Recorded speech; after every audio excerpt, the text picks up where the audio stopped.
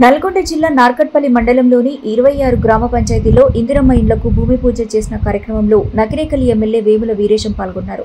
ఈ సందర్భంగా ఆయన మీడియాతో మాట్లాడుతూ, నిన్న తుంగతుర్తి మాజీ ఎమ్మెల్యే గాదరి కిషోర్ ముఖ్యమంత్రి సభను అడ్డుకోవటం అనే ప్రకటన చేసిన కామెంట్పై స్పందించారు.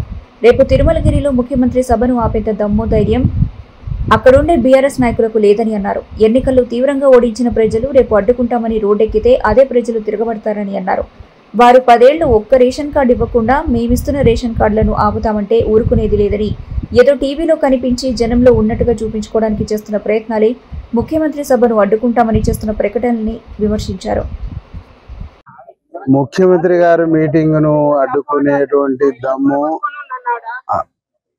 ఆపేటువంటి శక్తి బీఆర్ఎస్ వాళ్ళకు లేదు, బీఆర్ఎస్ నాయకులకు ఎవరికి కూడా లేదు. వాళ్ళంతా మీడియాలో ప్రేమ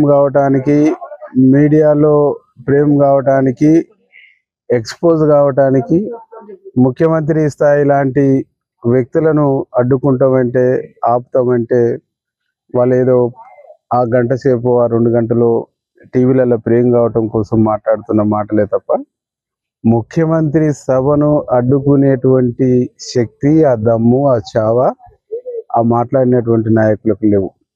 ఆడికి వస్తే పొల్లు అవుతాడు. మా సమైలైన భాషలో చెప్పాలంటే ఓట్లలో పొల్లు అయ్యారు. అడ్డుకునేటువంటి ప్రయత్నం కదగా రోడ్ ఎక్కమని చూద్దాం.